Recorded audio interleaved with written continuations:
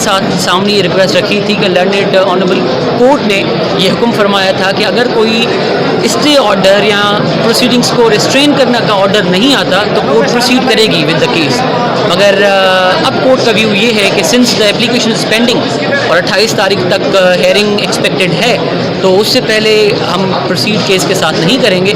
और इसमें 5 तारीख की डेट जो है लंदन ट्रायल कोर्ट ने दी है, वेयर इन हमारी एक एप्लीकेशन भी कोर्ट में पेंडिंग है सर्टिफाइड की, जिसमें जो शेल्टर होम से एक रिपोर्ट आई थी वो इन्वेलप ओपन करना था, तो वो एप्लीकेशन भी पेंडिंग है और ऐसे कुछ भी प्रोसीडिंग्स नहीं हो।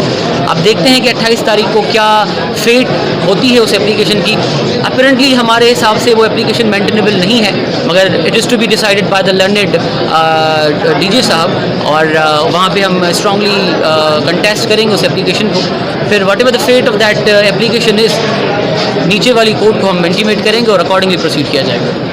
ठीक है मेजर साहब, आज एक बार फिर तारीख हो गई है, क्या कहना है?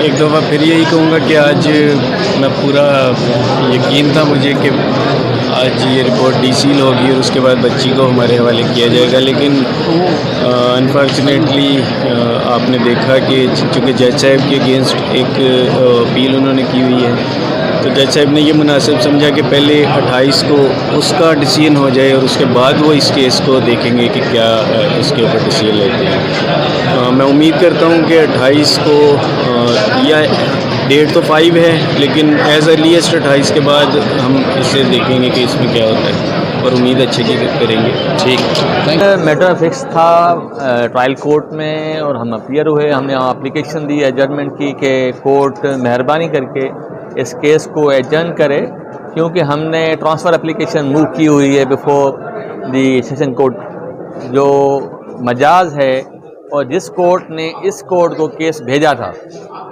तो वो कोर्ट क्योंकि अभी तक चार्ज फ्रेम नहीं हुआ, तो इस कोर्ट को अख्तियार है कि ये कोर्ट सेशन कोर्ट को अख्तियार है कि वो इस केस को ट्रांसफ़र करके किसी और से एडिशनल सेशन जज के पास या अपने पास रखने की मजाज है।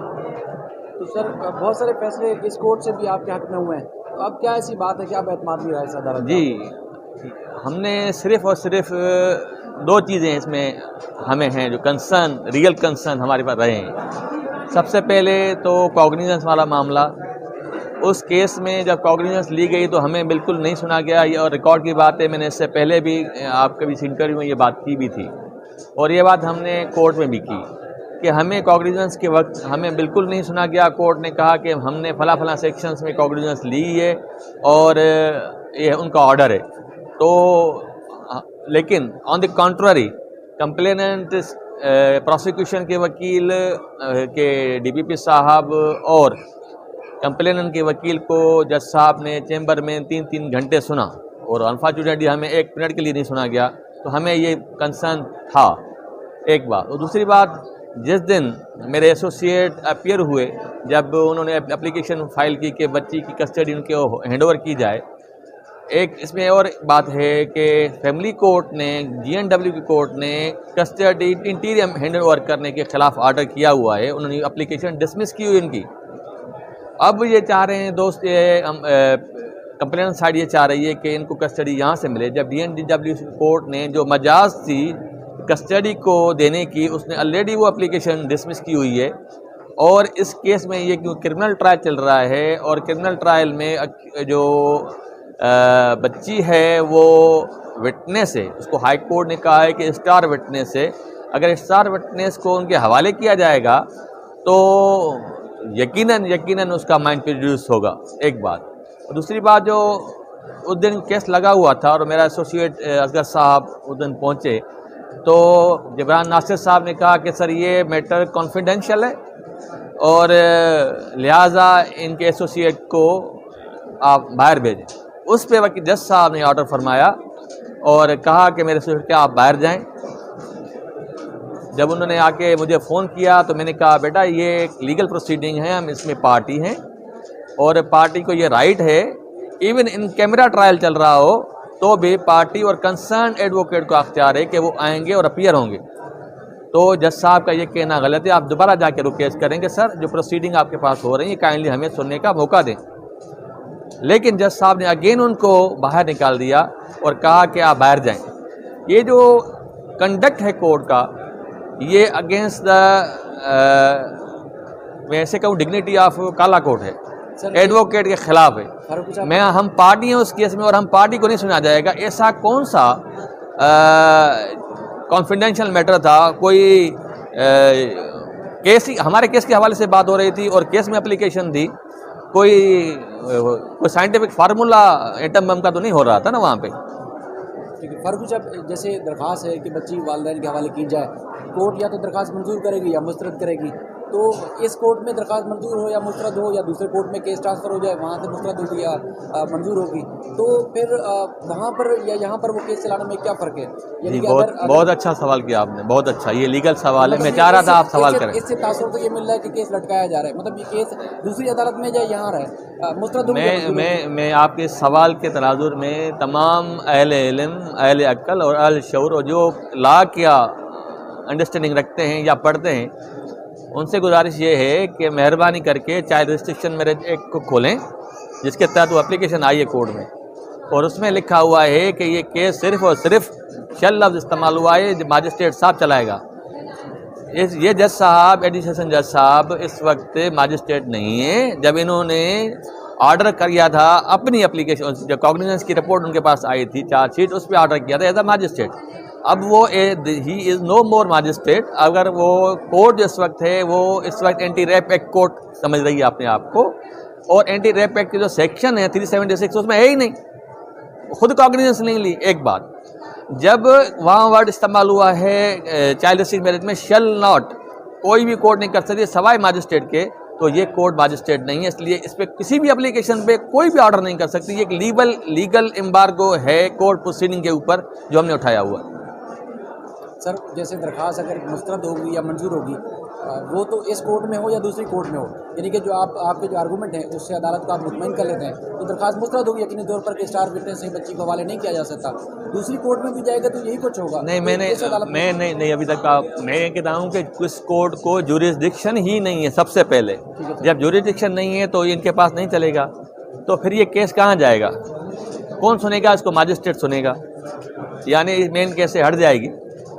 जब मैजिस्ट्रेट साहब सुनेगा तो हम उसको वहाँ लीगल असिस्टेंस देंगे एज पर लॉ।